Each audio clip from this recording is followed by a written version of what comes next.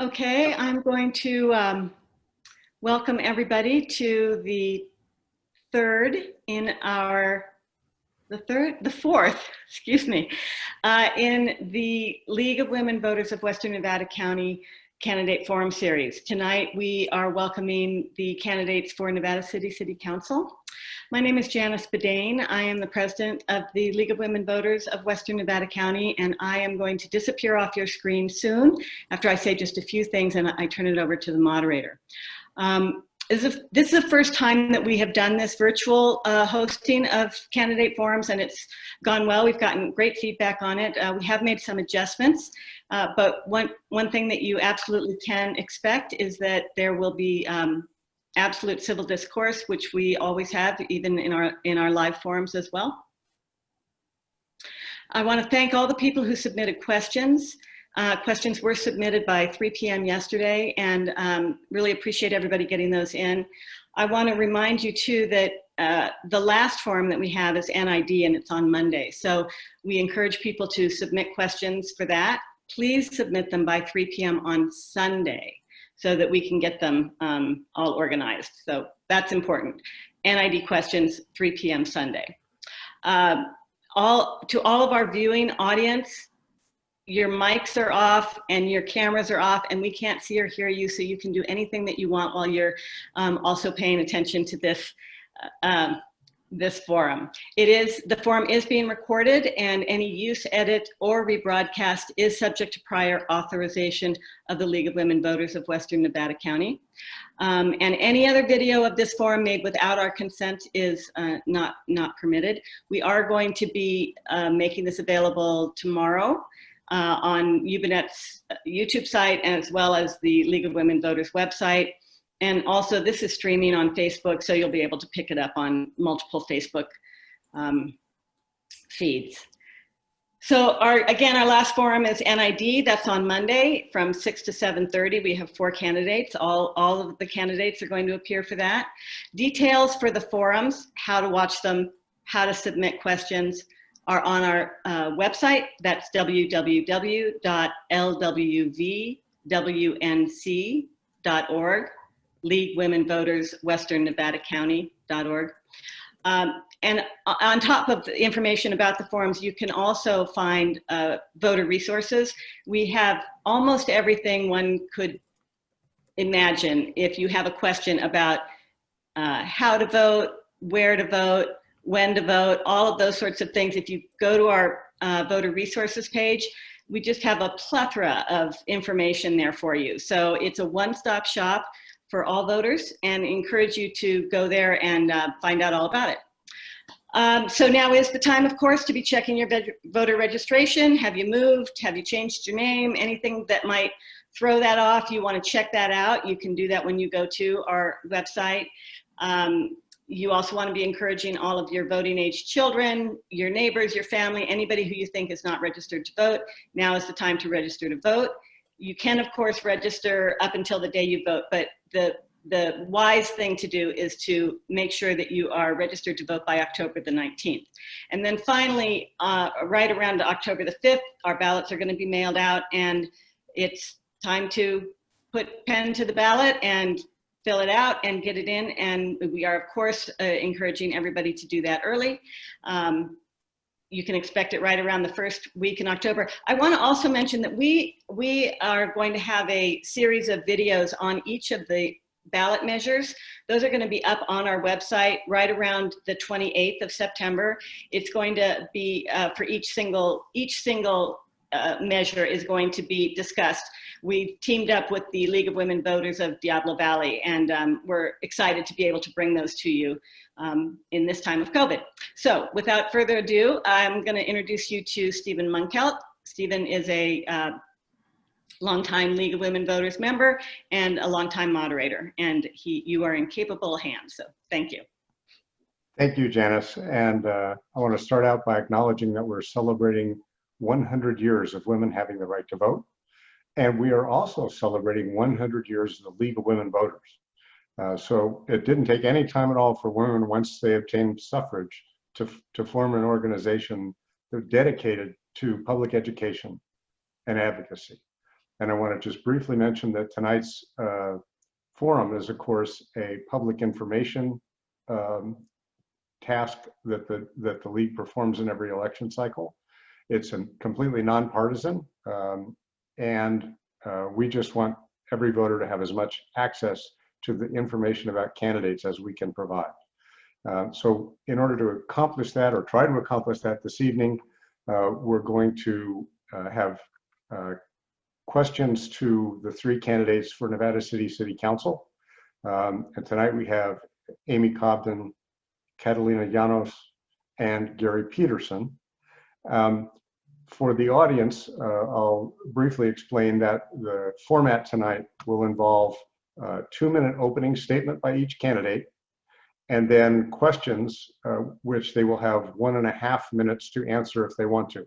Now, of course, for any candidate who has a position on a question that only takes 1 word or 1 sentence, you're certainly welcome to not use your full 1.5 minutes. But I'll try to time and keep things on an equal footing in terms of time to comment. We will be having alternating questions. We'll have 1 question that was submitted by a community member, and then follow that up with 1 question from one of the media representatives who we have participating tonight. And those people are Paul Emery from KVMR, John Arona from the Union, Paul Haas from KNCO, and Pascal Fussholer, who of course is Zubanet, and you know her from your fire updates and other information that she provides to the community. She's also doing the tech work to make this whole process work tonight, so she deserves that credit as well.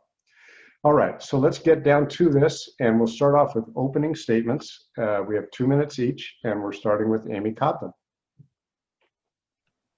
Thanks, everyone. Thanks, Janice and Pascal, Gary, Catalina, and everyone who's coming to watch. Hope to make this short and sweet. My name is Amy Cobden. I grew up here. I came back about 6 years ago after I completed a PhD, and I am running for 2 major reasons plus a bonus. The first being that I think this year in particular, more than ever, we need scientists in elected positions. And my particular area of expertise is in endocrinology and ecology. And I have a lot of experience in wet labs and working with biohazardous materials. I worked in a department in Atlanta next to the CDC that specialized in medical anthropology.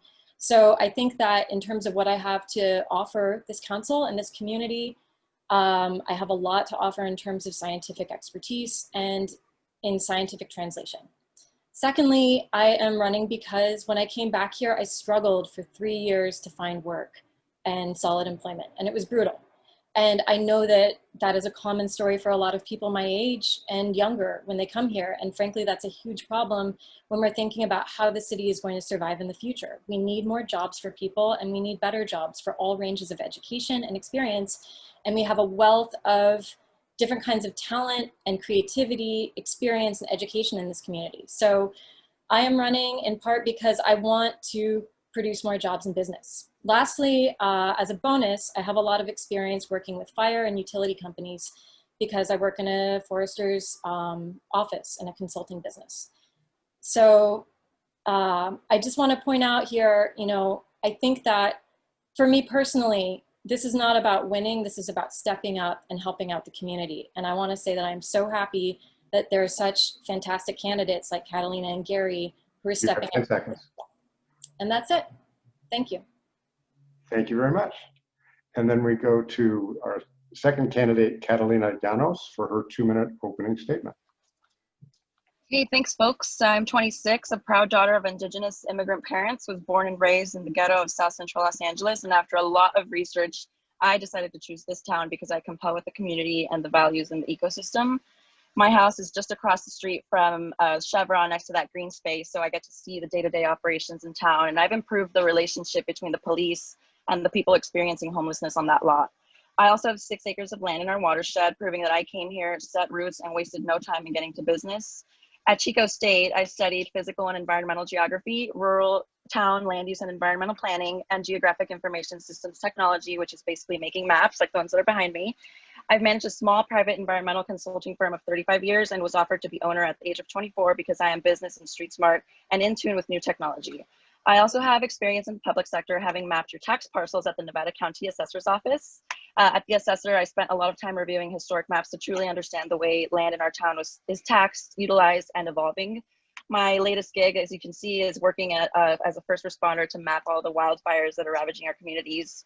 And I'm really active in the research and practice of Indigenous fire and plan to pursue a PhD like Amy, but mine is in geography to restore healthy fire regimes and improve land ownership and management methods in our region. I'm running because just like you, I'm fed up and I'm tired of the injustice and divisiveness. I've experienced racial, class, gender, age, and sexual discrimination and harassment throughout my entire life. I have never felt represented by my leaders or like they understand the Black, Indigenous, and people of color like me. As your councilwoman, I'm going to ensure that you feel cared for, respected, heard, and that your ideas drive the growth and innovation in our town. And I want to empower you and provide you and businesses the resources needed to build resiliency. I grew up sheltered from politics because my immigrant family never had the privilege that we do of voting. So I'm unbiased in my reasoning and know how to use data and perform analyses to ensure that I'm making the best decisions. So please keep an open mind and listen to us and put yourself in the position of someone that isn't like you and make the best choice for our town and our county. Thanks. Thank you. And then we go to our third candidate, Gary Peterson. Mr. Peterson, you have 2 minutes. Thank you very much. And thanks to the League of Women Voters for their support of participative democracy. Thanks to our audience who cared enough to show up. And also thanks to my fellow candidates who care enough to run for this office. We are great. And one of us is going to be really good no matter which of us you choose. My name is Gary Peterson. I welcome the opportunity to put my 45 years of government experience to work on behalf of Nevada City, a place I have loved for decades. My wife, Christine, and I live in a home we have owned for 20 years next to Pioneer Park, a place we thoroughly enjoy. We also love our neighborhood and really appreciate the support we have received from our neighbors, our friends, and our community in this quest for me to become a Nevada City Council member. Many challenges face us in our uncertain future. There are a few, though, that I have not seen or addressed in my past work. With 8 years in wildland fire, decades of emergency response planning, 7 years as a public works director, and 25 years of working in organizational development, I have the experience we need. This is not to say that I can predict the future or know exactly what needs to be done, but together, I believe we can figure things out.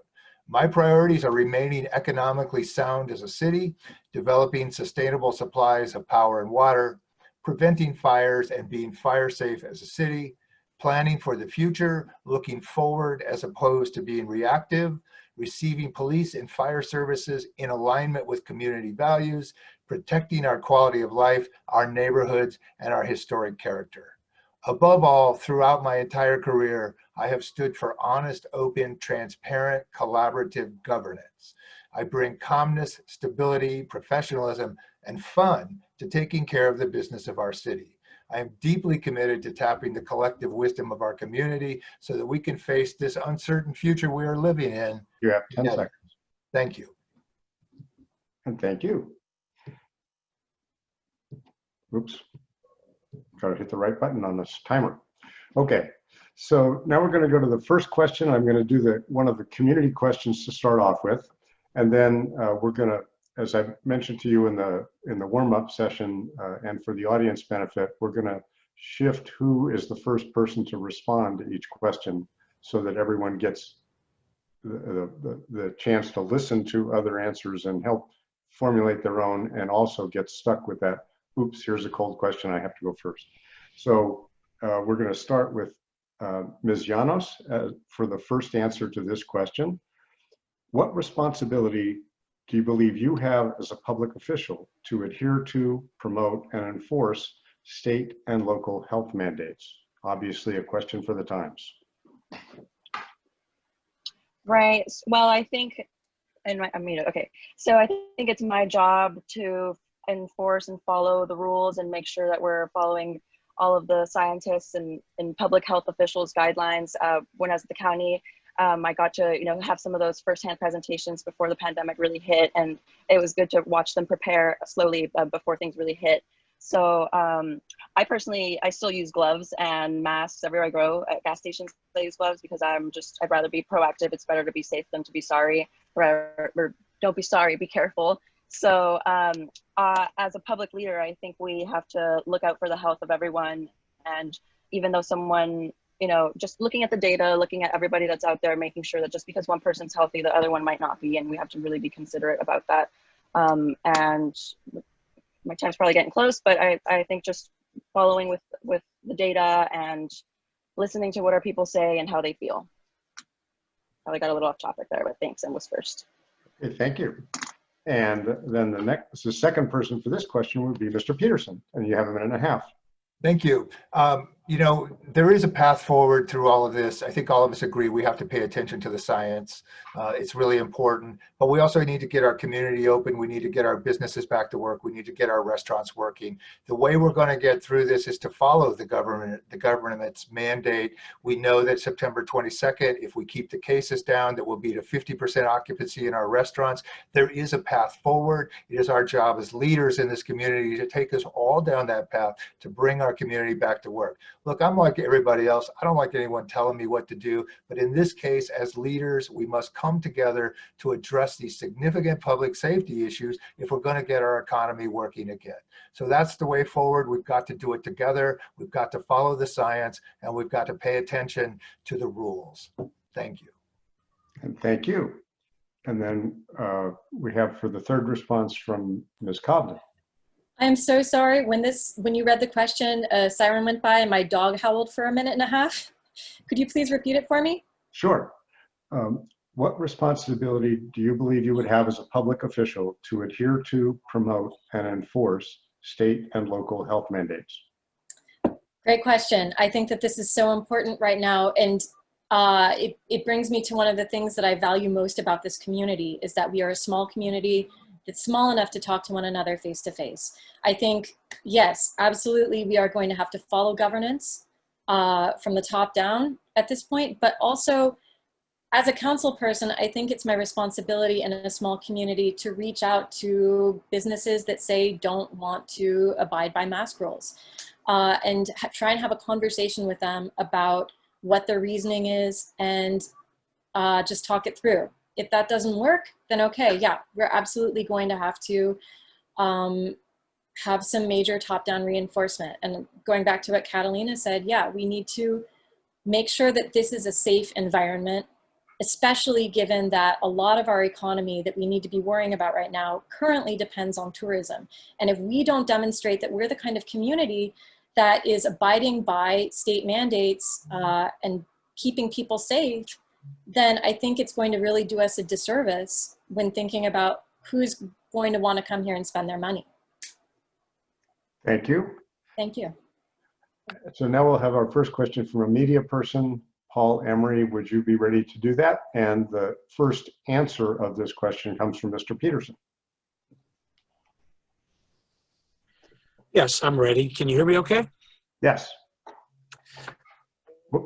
And then you disappeared again. Oh my goodness. Okay, hang on. Let me try something else here real quick. Can you hear me now? Yes. Yes? No. Yes, you're loud and clear. Okay, good. I'll try to make my question quick. An endless problem in Nevada County whenever we do get back to things is parking. Could each of you share with us your ideas about how we can increase parking in Nevada City? Well, thank you. That is a great question. You're absolutely right. You know, where we put the cars. It's something I've worked on extensively in my career, particularly as a public works director.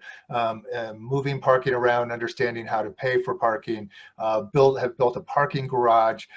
We need to carefully consider the economics of parking. I think one of the things that we need to understand is somebody's paying for parking. There is no such thing as free parking. Our businesses need parking. Our community needs parking, but at the same time, with our larger events, we're seeing a huge impact in our neighborhoods as parking move up. I know that I can barely get parking in front of my house. So we've got to look at parking lots. Do we need I know a parking garage is on the books as a possibility, but the economics of a parking garage are very, very tricky, and we've got to be certain about that. But we do need to use it as a revenue source as well. I worked with the folks that sat on the parking committee, and some good work was done in increasing the price of parking. That money should go into reinvesting into new parking areas, to make sure that we have state-of-the-art parking equipment. There's a lot that can be done here. We are space limited, so we need to understand that very clearly, evaluate the area. We've got some great mapping tools that can look at possibilities for increased parking, and take it on as an entire system, and understand where the impacts are and the best way to increase both volume, but to generate the revenue our city needs. And parking's a very good way to do that when balanced appropriately with the needs of businesses. Thank you. Thank you. And then our second answer to the parking problem will come from Ms. Cobden. Agreed. I think that we need more parking. I think also that, unfortunately, this is going to take a while. We don't have the revenue to support building any kind of structures lately. This is something that hits right close to home for me, because the 2 spots that have been identified as viable parking lots that the city wants to expand right now are in my front and backyard. They're between the National Hotel and my house, and over on the Clark Street, the Sacramento Street Bridge. I have concerns about the lot that would be expanded into the Sacramento Street Bridge, although I also understand that it might be a done deal. And I also think that if we had a parking deck behind the National, that would be excellent. But at the moment, I know that we just don't have the revenue for it. I think that if we want to really focus, if we're really committed to improving our parking situation, we're going to do, as Gary says, which is raise parking fees.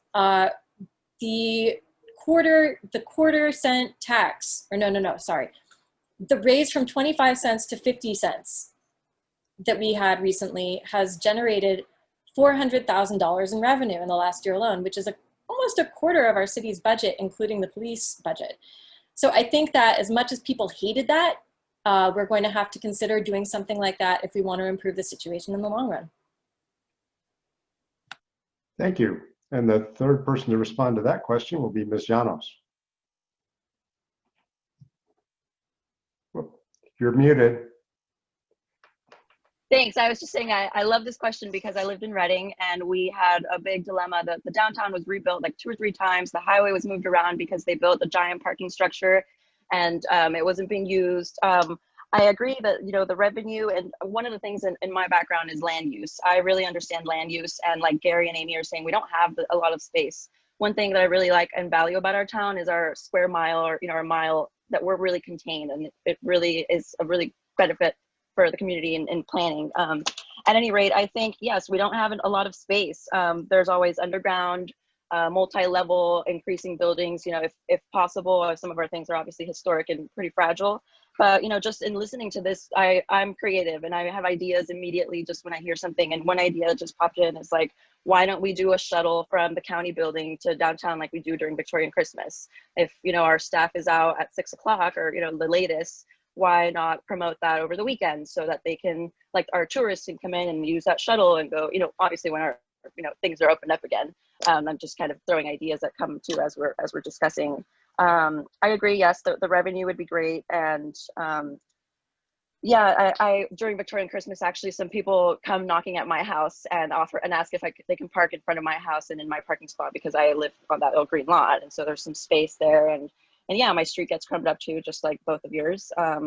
I actually have a parking spot myself, so I don't have that issue personally. Sorry, Gary. But yeah, and so just finding ways to utilize, like we've got some vacant lots down at the Seven Hills Business District. So there are places where we can do infill. It's just a matter of, you know, like Gary said, looking at the maps, looking at the data, finding where, you know, where we can put some information up. Thanks. Thank you. I'll mute myself.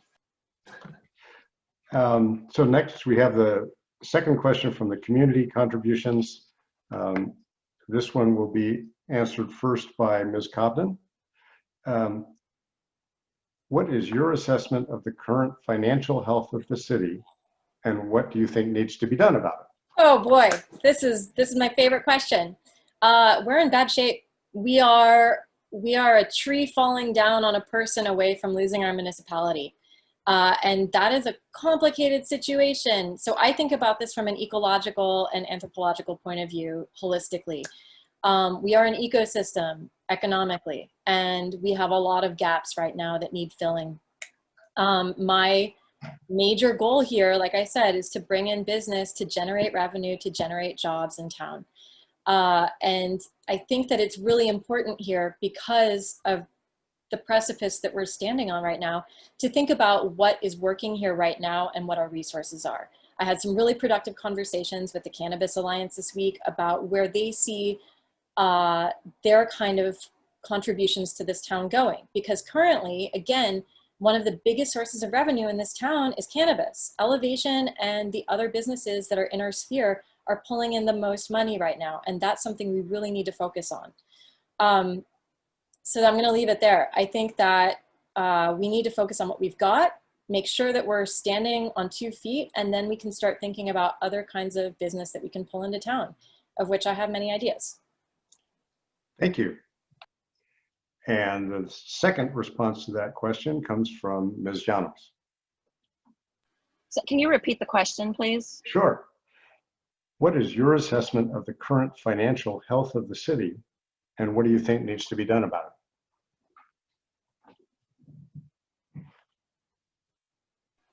I think our businesses are suffering. I'm pretty tired of seeing, it's pretty sad really to just see how fast our businesses come and go. We rely a lot on our tourism. I think that's one of the, right now we're kind of feeling that hit too with the lack of tourism from our folks. So promoting that, and as far as the current financial health, you know, there are always talks about reallocating funds, and I am still doing my research in the budget and hope to learn more about that. But I am confident that with my skills in managing budgets and plans and projects that are, you know, like in this case, you know, $1 million projects, I can go in and really understand the financial situations of the city and help us all get forward by contributing to the businesses, giving them ideas to promote, like, you know, working with Chamber of Commerce to create more events and like things throughout the summer and spring. Kind of losing my train of thought here, but sure. Okay. That's my time. Thank you. And Mr. Peterson, your response. Oh, you're muted. You're muted.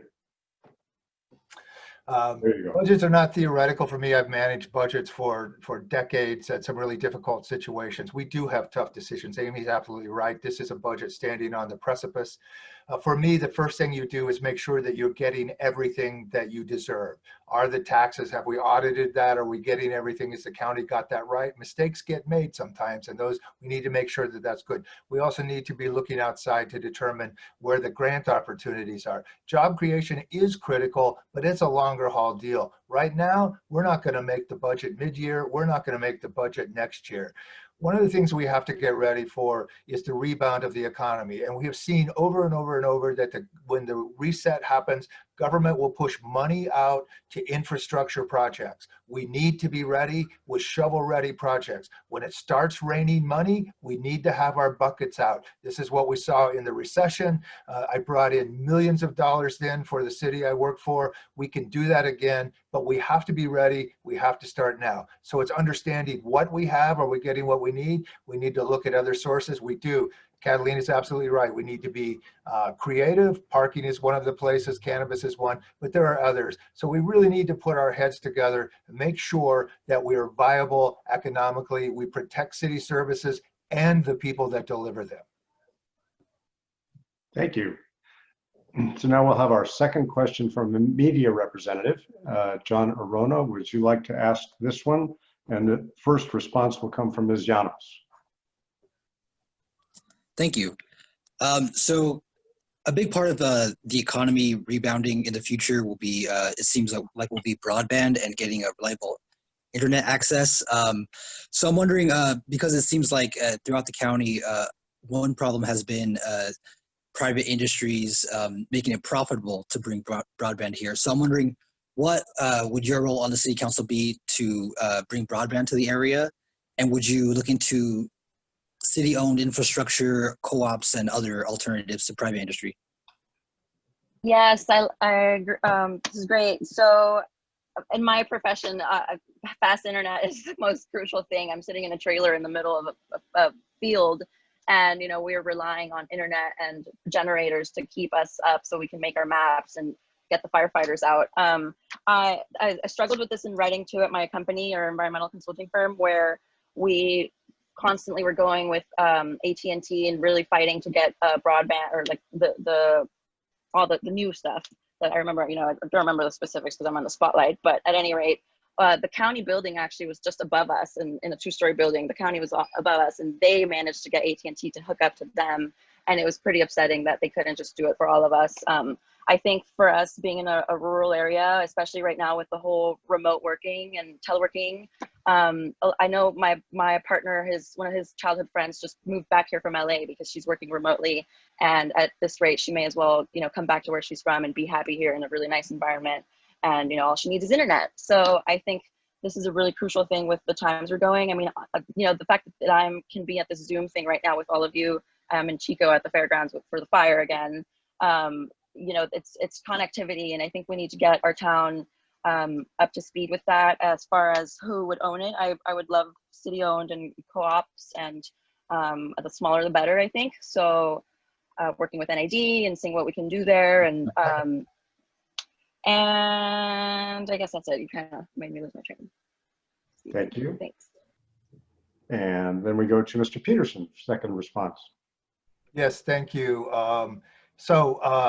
The path forward is fiber and fiber optics and the installation of the infrastructure that will allow us to carry a huge amount of data. That is the industry standard. That's where we need to go. We're starting to see it develop in South County. So just in the past week or so, the California Public Utilities Commission has made some rulings that is going to make it easier for us to get really robust fiber. We branch off of the fiber. I think we all know that the cell service here is terrible in the community, and that this will support that. It will support people who need technology jobs. It is available to us. It is coming. I've worked with this extensively in other cities.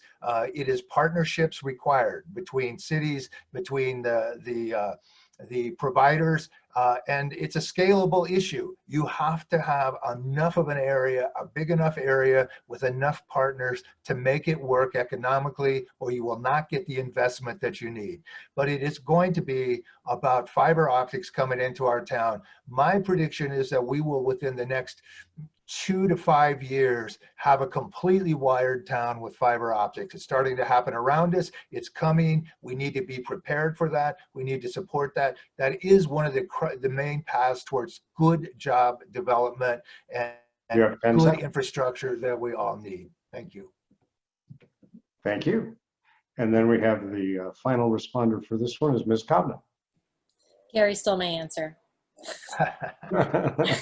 No, agreed. I think that this is a crucial thing that we really need to support. As far as how a council person supports the issue, yeah, I think that it's all about partnerships. It's about reaching out and thinking creatively. I think we're going to have to do a lot of cooperation with Grass Valley on this one, as well as the other outlying areas.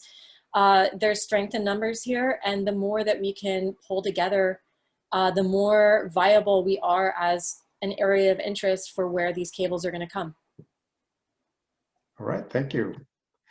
Let's see, now we go another question from the community. This is also a very timely one.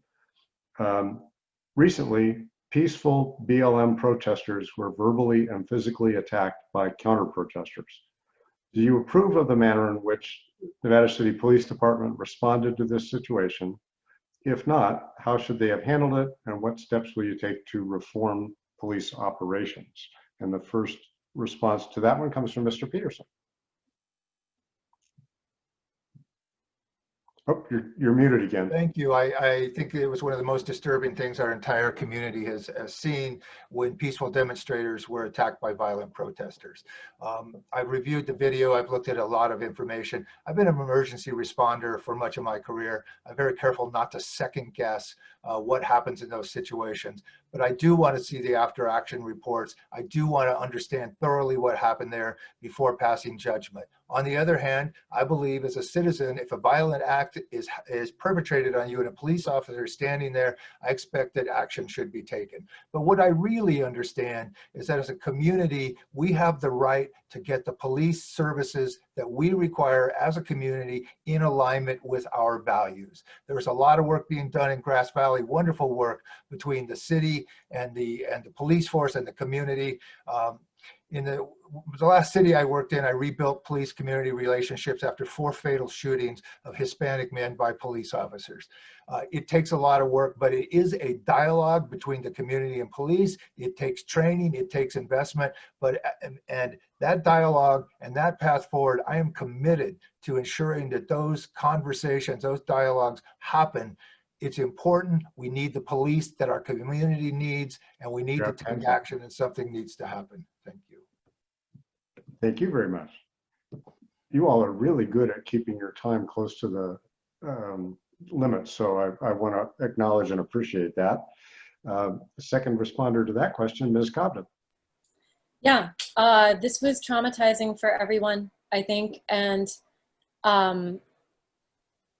first of all, I think, again, living in a small community and seeing videos like that was awful for everybody. But also, I think, you know, until you see the body cam footage from the police, it's really hard to know exactly what was going on. We're in such a complicated situation right now, and I think it's really important to remember as well that the cops who work here are mostly from here and chose to work at a lower rate in Nevada City than other places where they could be working because they love this town. That doesn't mean that they're perfect. It doesn't mean that they're woke.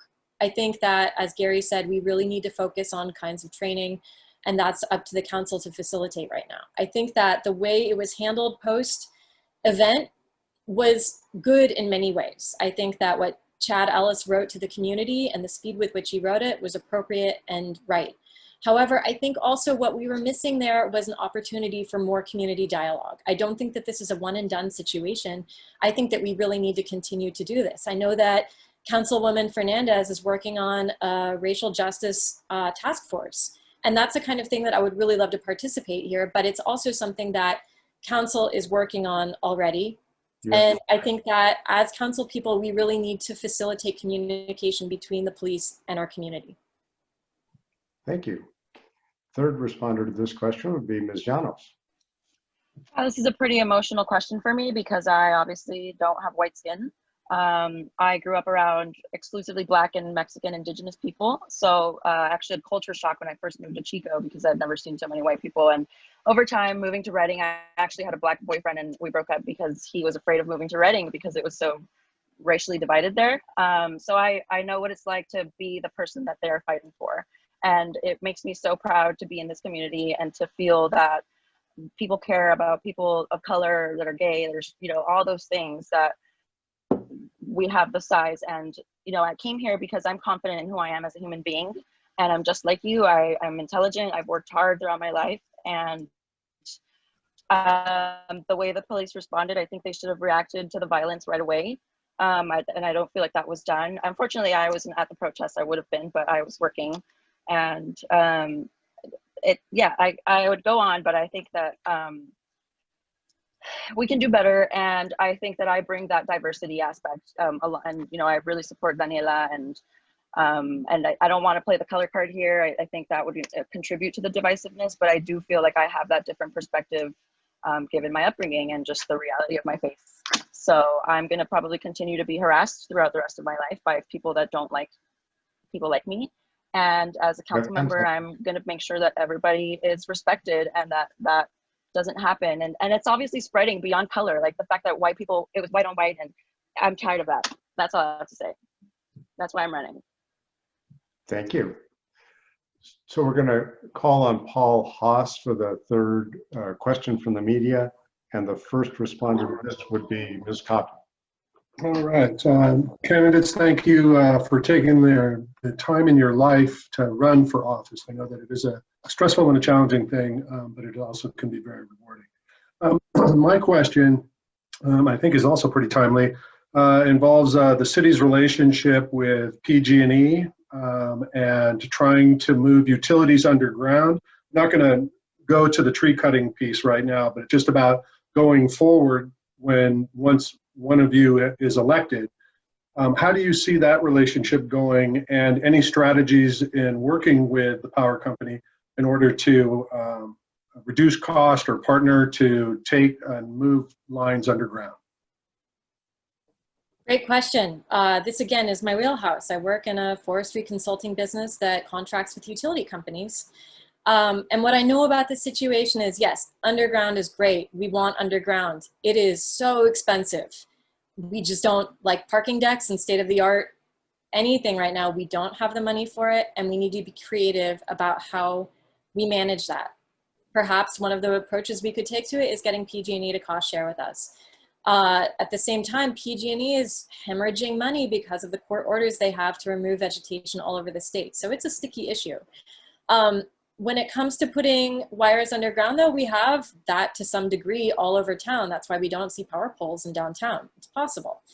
But again, it's just one of those issues that is going to take a long time. We all want it yesterday, and we're all going to have to be patient and think about all of the complex moving parts that are going on here right now. Thank you. And then we go to, let's see, that'd be Ms. Llanos as the second response.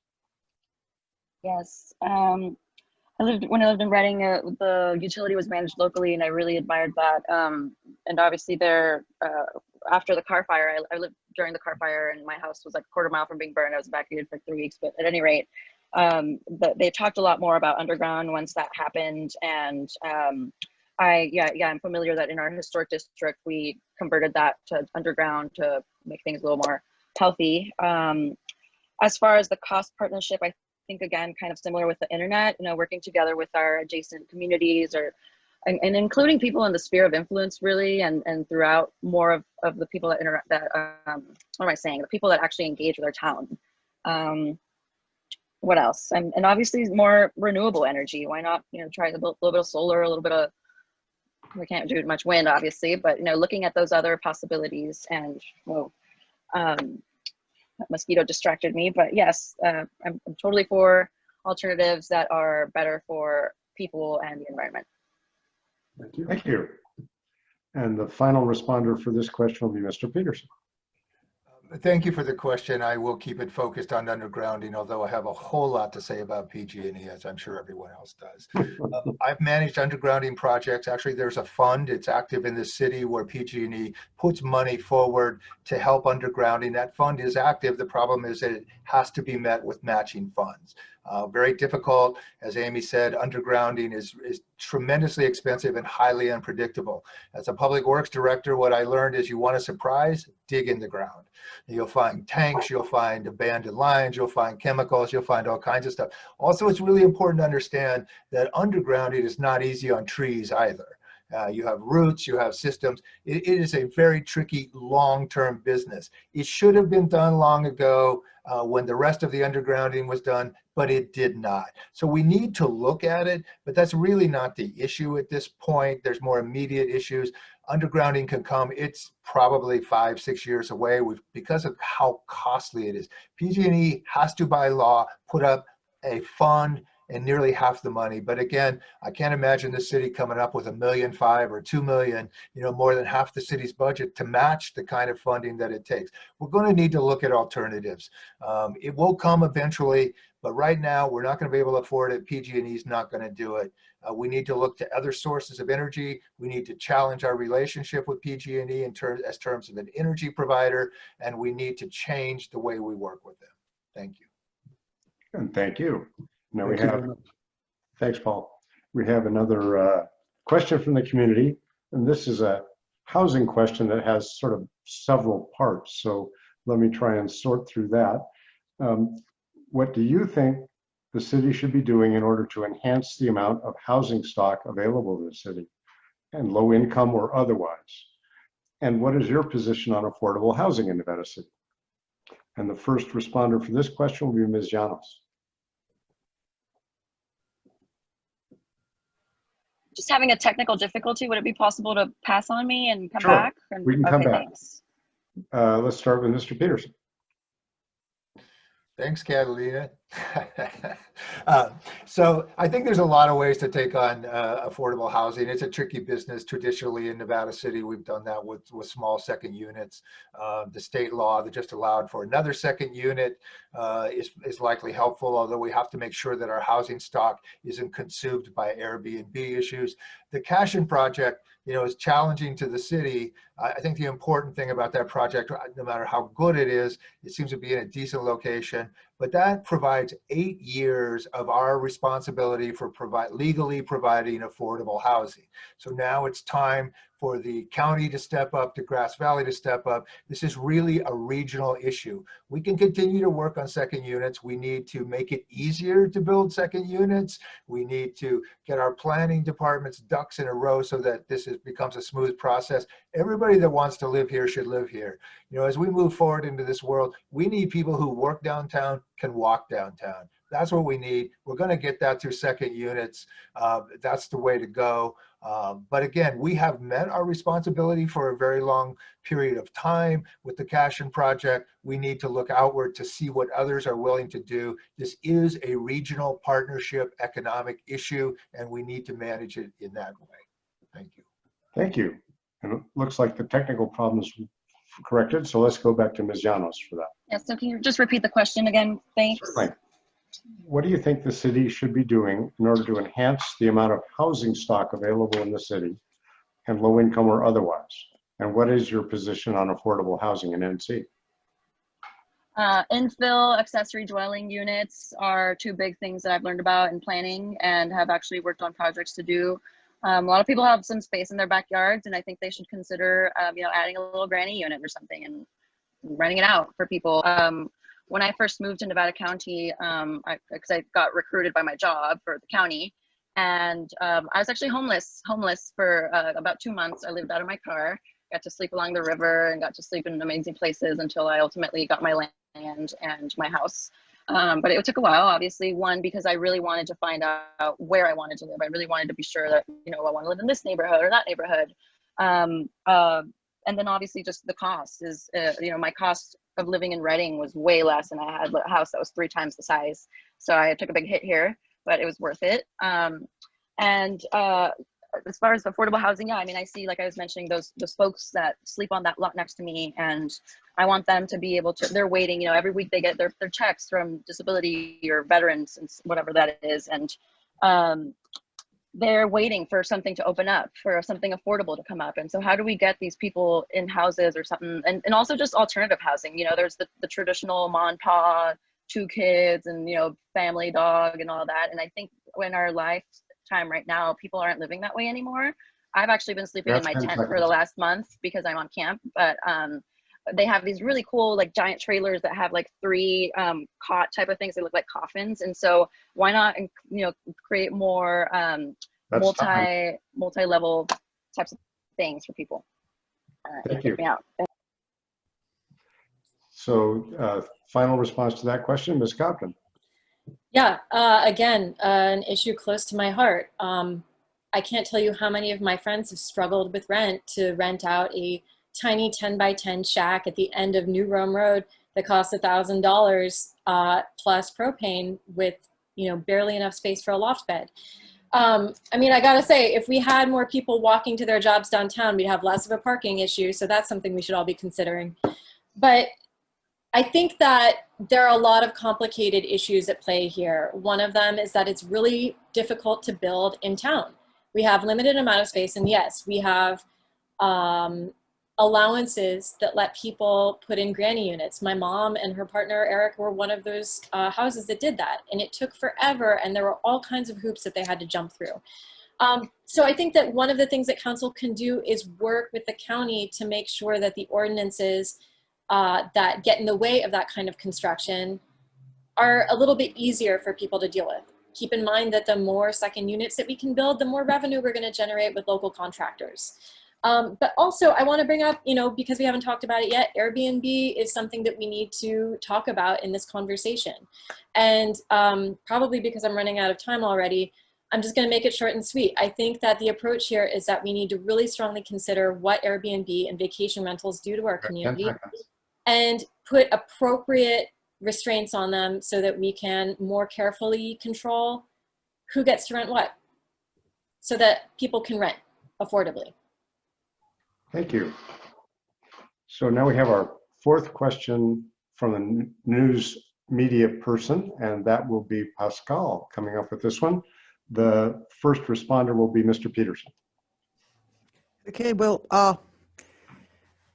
it's nice that you're candidates for city council. That's always great. Thanks for willing to be able to do public service, because it's not easy these days. But speaking of maybe doing it a little smarter, Grass Valley Fire and Nevada City Fire have a functional consolidation already.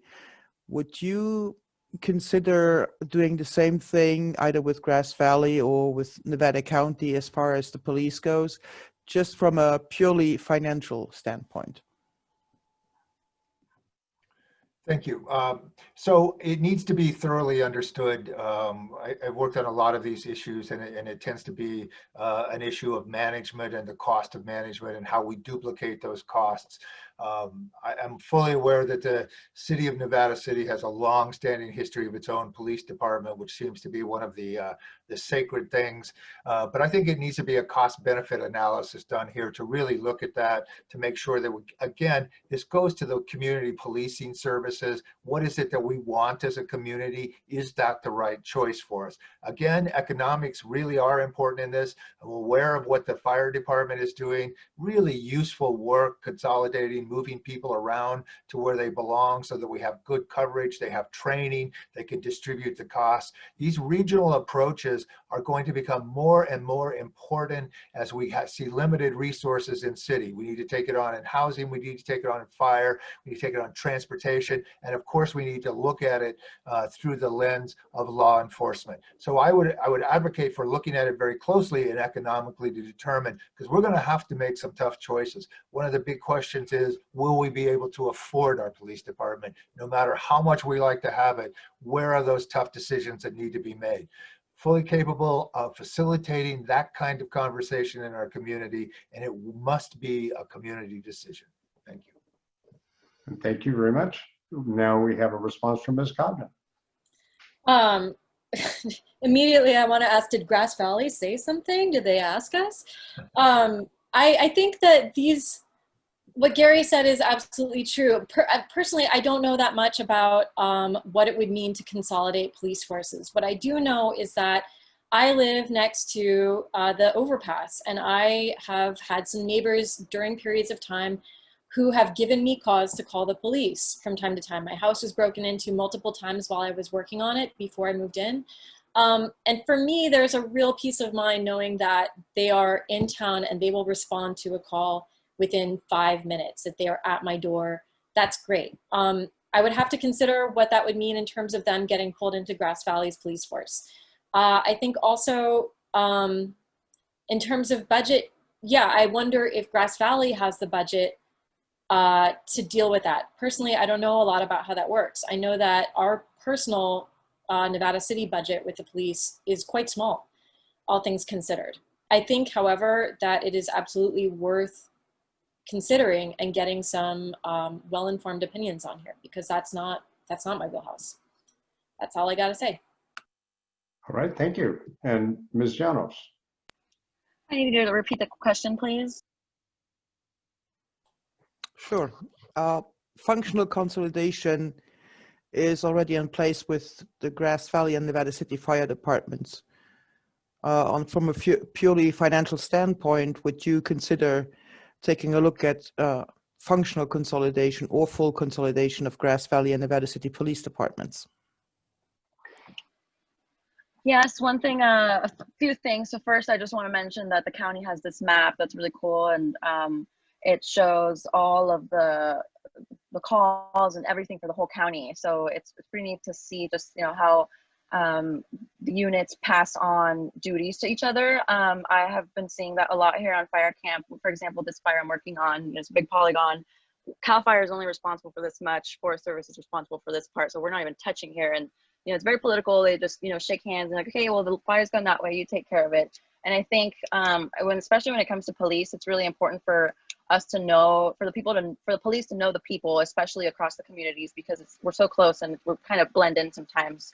And as far as the financial aspects go, I think we should analyze whether it'd be beneficial. I mean, Grass Valley's got a bigger budget, I'm sure, and they've got a larger size. If they're willing to share with us, share resources with us, and there's something we can do for them, then that'd probably be a good idea.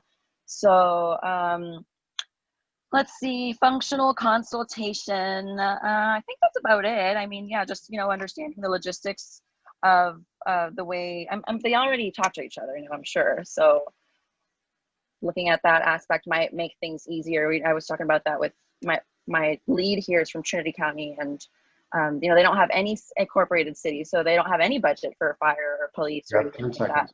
So I think that we're really lucky to have neighbors, and we should work with our adjacent communities as much as we can if it's good for our budget and people. Thanks. Thank you. So now back to a community question, and this one gives each of you a little more freedom. What do you see are the top 3 issues facing Nevada City right now?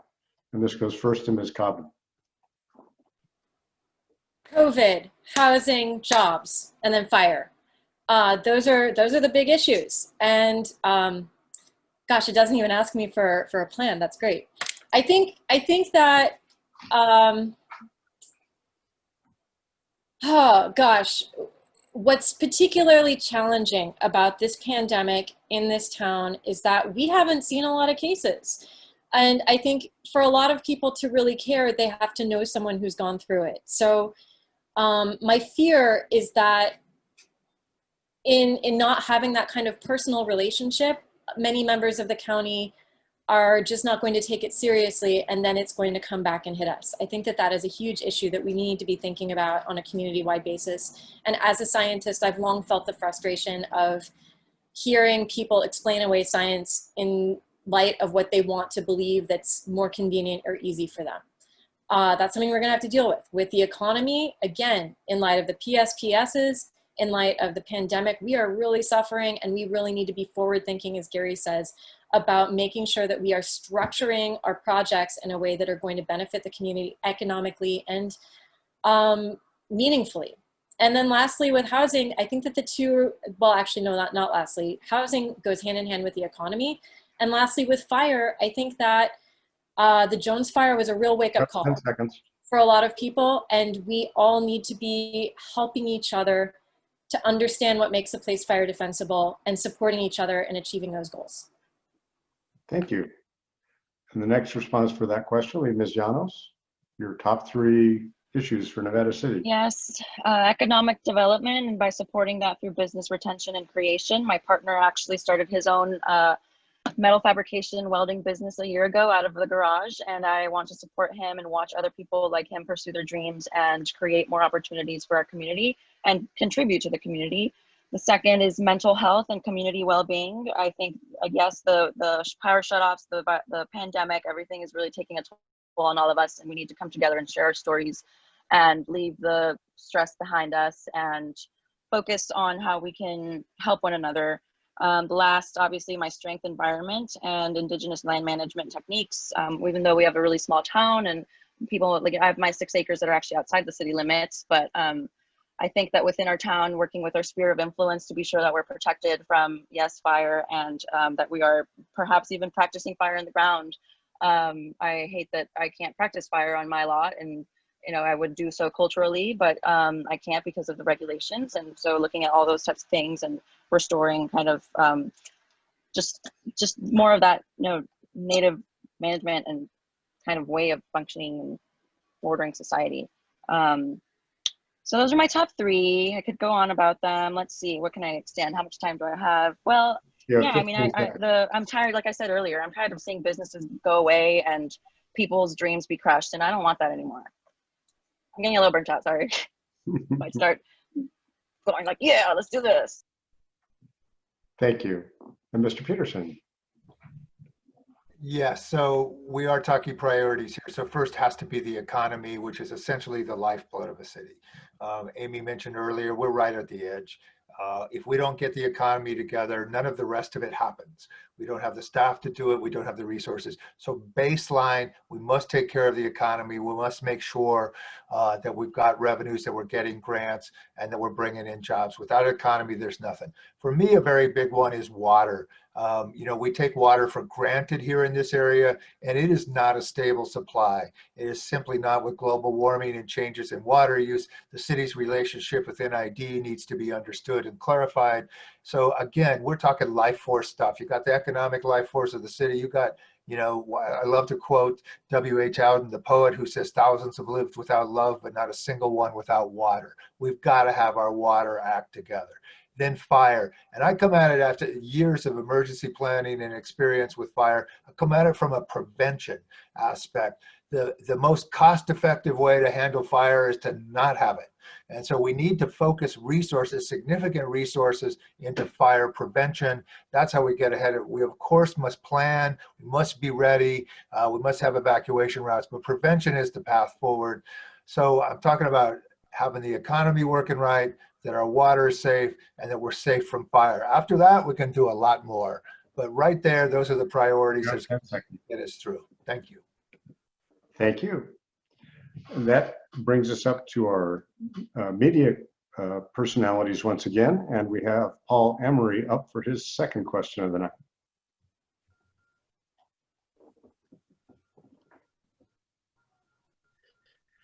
Yes, the HEW building is really a sphere of influence in Nevada City, but right on the, you know, right there off of Howard Road has been proposed for over 10 years to be an ideal site for affordable workforce housing, yet nothing has happened. What are your ideas about how we could accelerate the process of having affordable workforce housing on that piece of property? And the first responder for that is Ms. Llanos. Thanks. I love this.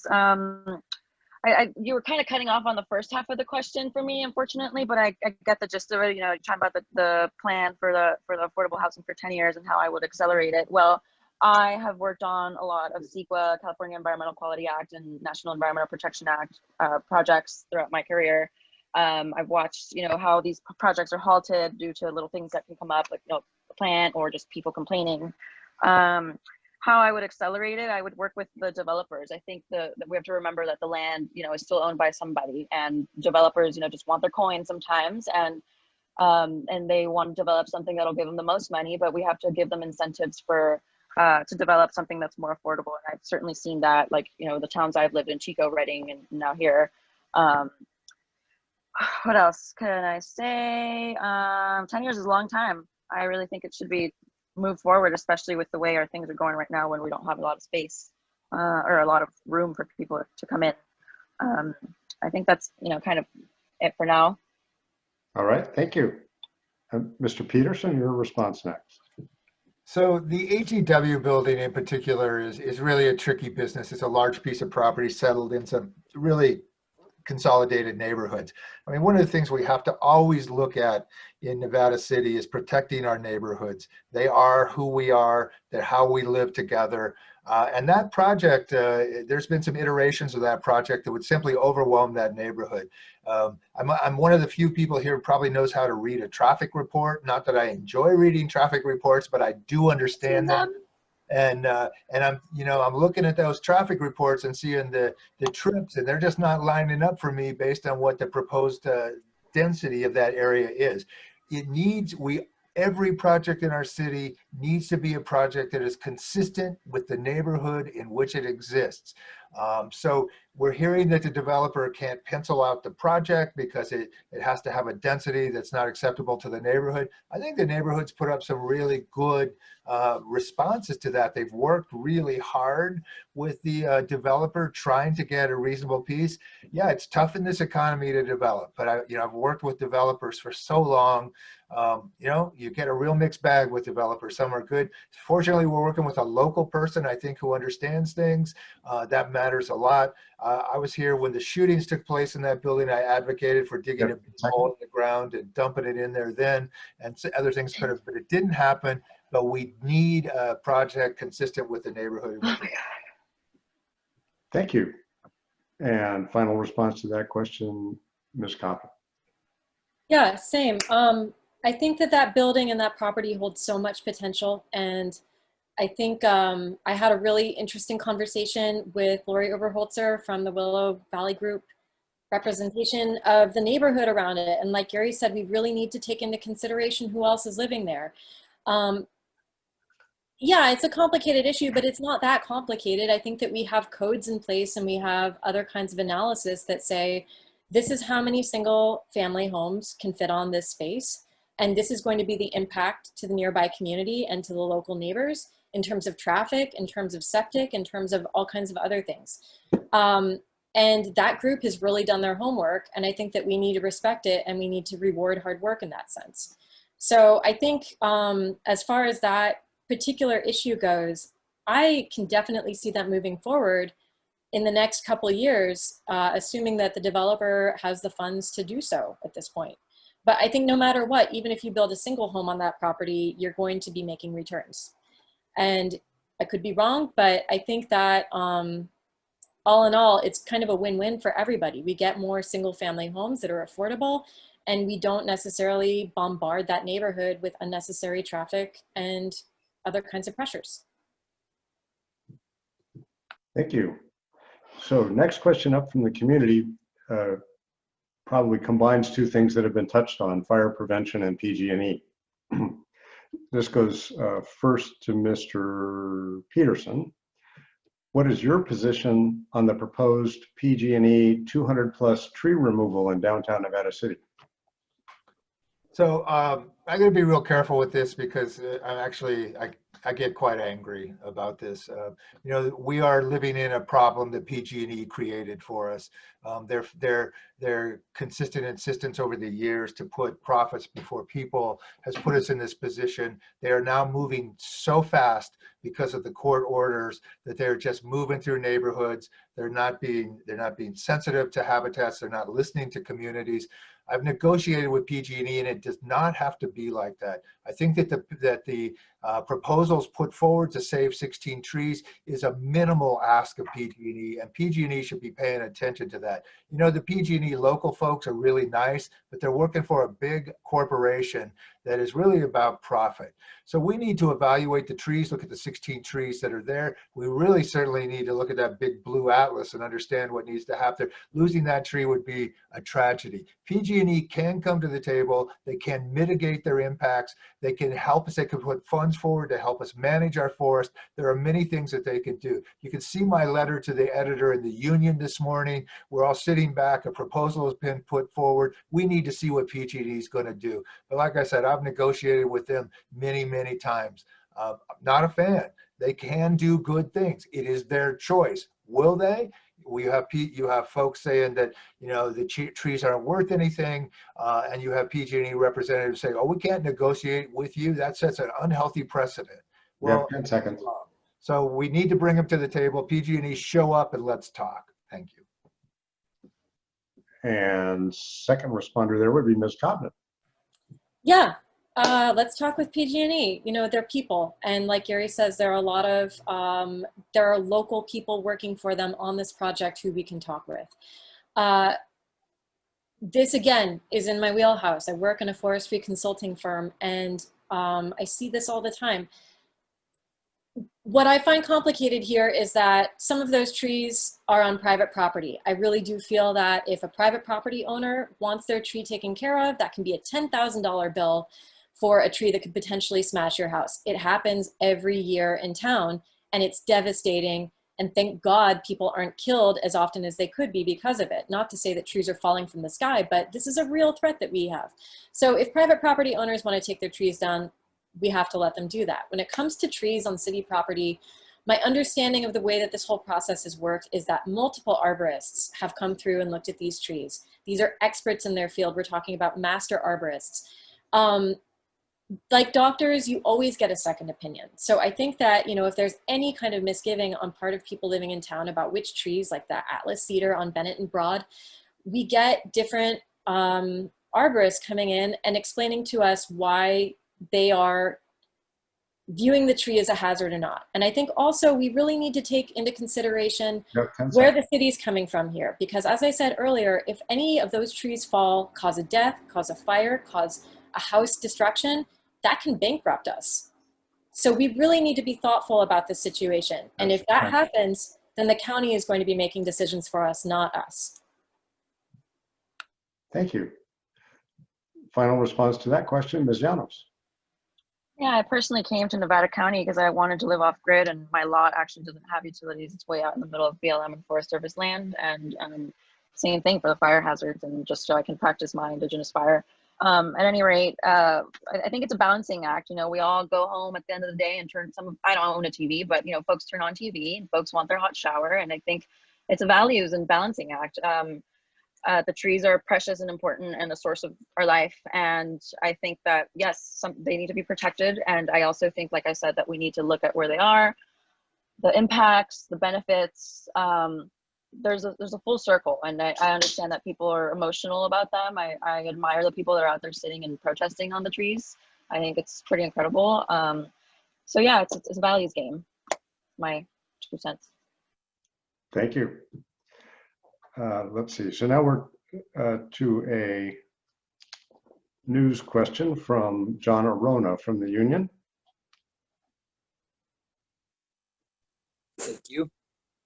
So each candidate has identified the economy as a crucial issue going forward for Nevada City. So being as specific as you can be, what is your vision for business retention and creation in the city?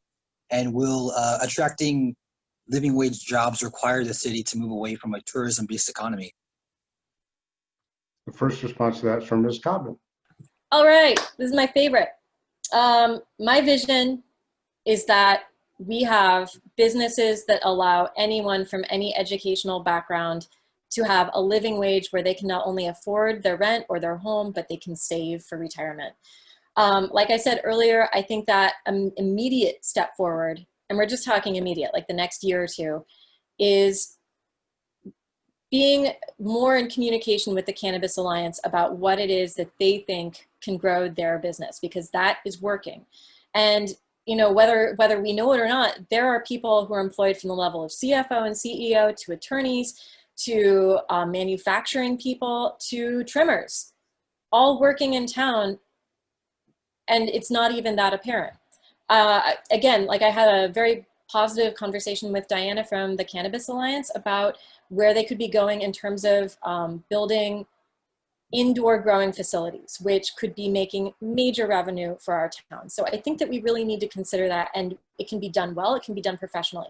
Secondly, I'm a researcher and an academic. When I came back here, what I want the most is to have something like a think tank.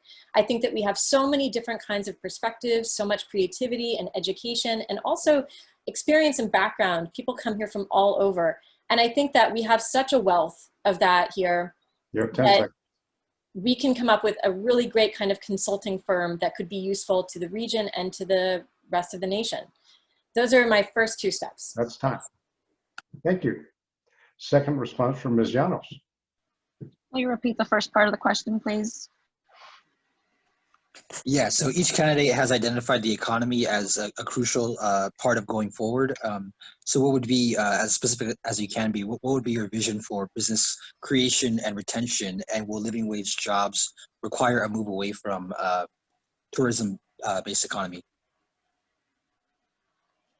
So a few things. I got emailed by the Sierra Commons folks, and I really admire what they do. They, if you haven't heard of them, they have that office space for people to go in and use, you know, the resources to kind of like start their business or work on their business. I personally have always wanted to have my own food truck. When I lived in Reading, I was thinking that I would actually do it, and I grew up in the food truck business with my parents. My mom used to cook in them; she still does, and my dad would weld and build them. At any rate, I think that people just need the resources to be able to go out and start businesses. My partner was fortunate enough to have the support from his family and friends, and he was able to, and it's still growing really and struggling with the start of his business. And I think creating living wage jobs is a really tough thing, you know, with the minimum wage stuff that's going on nationally. And What else? Let's see, to promote business retention, that's kind of one of the things I'm really pushing. And I think, like I said, community events, community outreach, engagement. When I lived in Reading, we had a lot more, and again, this is pre-pandemic. We're in a new world. We have to think new, but still community events, doing punch cards and promoting things, and I think businesses need more people to push their creativity to come out and make new ways for people to get involved. And that's all I've got to say for now. You're cutting me off. Thanks. Thank you. Final response to that question, Mr. Peterson. Yeah, job retention. The tourism piece is really interesting. I've studied that a lot in the West, and it's really transformed economies over the last 20 years or so in a lot of places, but it does not create high-paying jobs. Some people profit, but the workers, and there are a lot of people, and some here on Zoom can tell you what that means in their lives trying to live in a tourist economy, and I get that. We cannot put all of our eggs in one basket. We have to look at a number of issues. For me, one of the things I think we really need to pay close attention to, the largest employer in Nevada City is county government, is the courts, it is the county center. We have to make sure that those facilities remain viable. They spend so much in our town. We need to also look at the digital migration from the urban areas. People are here. I'm sitting here with a couple of candidates who have their own versions of that. This area has a long history of that with the Grass Valley group and the technology nests and clusters that have developed. I think that there's a way forward on that. That brings money into the communities, high-paying jobs, that rolls down into restaurants, housing, and everything else. But that is the part about the digital infrastructure. We'll never have that without that open data flow. So we need to look at that, and then we need to understand where the jobs could possibly exist in our community. There's a lot of service jobs. Again, that's not going to get it. So I really like Amy's thinking. The collective wisdom of this community is one of the things that attracts me. It's enormous. We need to tap that, to think about jobs, and to think about the way forward. Thank you. So believe it or not, we're at the point in time where we need to do the closing statements. And we're going to do those in the opposite order that we did the opening. So we're going to start with Mr. Peterson, then Ms. Llanos, then Ms. Cobden. And you'll each have 3 minutes. And I'll do the 10-second time again. And Mr. Peterson, you're on. Thank you. I have spoken to so many wonderful Nevada City residents over the past weeks and months, and one thing is abundantly clear, is that our community wants a calm, rational council to take care of the business of our city. I know a lot about what needs to be done, and I have some really good ideas as how we can go do this together as a council and community, and how we can go forward in a stable, calm, and rational way. We're in the midst of some of the most challenging times we've ever seen. In response, as a community, we need to focus on city finances and budgets, and we're going to have to make some tough choices, realigning our priorities to protect city services and those who deliver them. I know how this is done. I have done it. We must also, as a city, begin to look forward and plan ahead. Over the past years, much of the efforts in the city have been reactive, facing one crisis after another. It is essential that we shift our thinking to a forward-looking direction that prepares us to face an uncertain future. My fellow candidates and all of our community agree that fire safety is a top priority for us. With 8 seasons of wildland fire suppression, decades of public safety planning behind me, I fully recognize that fire-safe plans put forward by members of our community are a remarkable blueprint for protecting our city, and we need to honor those and implement those as a beginning, but always focusing on prevention, stopping fires before they start. With everything we do, we must always protect our quality of life, our neighborhoods, and our historical character of our downtown. These are the reasons we live here and why we love Nevada City. My greatest strength is I care so much about work that needs doing, and I'm passionate about protecting our city. So rather than slip into full retirement, I felt compelled to run for this office, putting my skills to work on behalf of our beautiful town. I have balanced budgets, worked on fire lines, delivered city services, created emergency response plans, and worked extensively on neighborhood issues.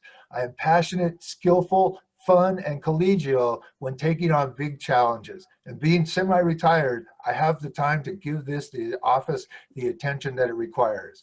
I have the skills, the passion, and when I ask you to vote for me, you will, when you do, you will not be disappointed, and we will have a better city and a stronger community, and we will have fun together to doing it. You can learn more about me at GaryForNCCouncil.com. Gary Peterson for Nevada City Council on Facebook. I'm running Zoom meetings every Tuesday night. The links are on Facebook. And again, GaryForNCCouncil.com. You can get the Zoom links there. I'll be happy to talk to you, go more into depth. Thank you for this wonderful forum. The questions are tough, but the answers are much deeper than we've had time for. Let's get together and do a deeper dive. Thank you very much. Thank you, Mr. Peterson. Ms. Llanos, your 3-minute closing. Thanks. I truly represent the current and future generations. If people weren't out there protesting and demanding change like we've recently seen in our streets, I would not be able to be here as a colored woman fighting to be your leader. 2020 is the beginning of a revolution, and we really need someone with my skill set, ambition, experience, and drive to move us forward and fight for social and environmental justice. I have an old soul, a big heart, a strong mind, and I will ensure that our town is a role model for the county, state, country, and world, and my resume proves it. I've wanted to be in council and president actually since I was a child after watching cartoons, because I see the world differently due to my diverse upbringing. And I'm really happy that I finally found the community where I want to continue to grow and help other people grow based on my experiences. I'm the best fit for council because I understand how to interpret and create municipal regulations like general plan and zoning. I've done that all my career. I've been educated by people who were in city council, board of supervisors, planning commissions, LAFCO, local agency formation commission, and even Audrey Denny. Audrey actually was my teacher at Chico State. She taught me agriculture, agribusiness, and taught me how to do a garden. My planning coursework actually required me to attend city council meetings in the city of Chico, so I'm way beyond comfortable and familiar with this environment and the processes. I actually once even worked for an attorney who had me create maps for his city council presentations and agendas that he was pushing to protect our lands. I have a strong network throughout our assembly and congressional districts with Elizabeth and Audrey and others, Pamela. I have a strong, what am I saying here? I've worked with many rural towns and communities, and I really bring all of that aggregate knowledge to our town to really make ours, you know, pick and choose from the best that I've seen. The last month, I've actually not been around as much, which kills me. And I've been selflessly working nonstop, sleeping like 2 to 3 hours a night, working to map the wildfires that are going on, and actually working on this campaign, pushing up so much content. And my mission is just to protect your land, to make you feel heard, and to have you truly drive the change in our town. It's not about me, it's about you and working together. So I invite you to check out my website, Catalina Llanos, that's 2 L's.com, CatalinaLlanos.com. My Instagram and Facebook pages are both at Catalina, the number 4, Nevada City Council. And my Twitter is Cat4, the number 4, Nevada City. I've got nearly 700 and more followers on my social media accounts, and they're of all age groups, proving that people can relate to me and are actually inspired and motivated by my work. I promise that electing me will be the best vote you've ever put to use, and you and I together will truly make an impact in our world and give our history books something to remember. I've already put my name in the history books for our county maps, and I want to do that together with you. So cheers, hugs, and lots of love and support through all these crazy things we're going through. Just know that I'm here, I'm fighting for you, and I'm behind the scenes, and I'm gonna come back home soon, hopefully once these fires calm down, and get back onto my campaign trail, knocking on all your doors and earning your trust, especially. So thanks for listening to me and following me, and I'm really eager to be your leader, and I can't wait to work together. Thanks. Thank you. And the final word tonight from Ms. Cobden. We're all tired. I'm going to keep this short. This is so great, and I'm so happy that we've all had this discussion. To wrap it up, I think you should vote for me because I'm a scientist and I represent a wealth of knowledge and decades of experience with the scientific system, because I have struggled finding work, and I am a voice for everyone else who's out there trying to make it work on a service job or another job that doesn't have medical insurance or enough to put and save away. My vision for this place is that we are going to be self-sufficient against tourism with the added inclusion of tourism. But in terms of economy and jobs, I want us to be a self-contained unit so that we are resilient in the future when other potential pandemics, fires, economy busts happen. And last of all, I have fire experience, and this is something that I think about constantly. I think we didn't talk about it that much today, but yes, I am all about defensibility. I have experience in that avenue, and all I want to see is this town pull through and do better than ever in the next few years. So thank you. Thank you. And thanks to all three candidates for your participation tonight. Thank you very much to the 4 media representatives who've asked really insightful questions as we went through the process. And before Janice takes over for closing remarks, I want to remind everyone to vote and vote early, but don't try to vote often. Wise words from Stephen. And thank you, Stephen, for your moderating tonight. Thank you, everybody. Really appreciate it. Want to remind everyone that our final forum is Monday night, 6 to 7:30, and that is for the NID candidates, both divisions 3 and 5. Thanks all for joining us. Take care.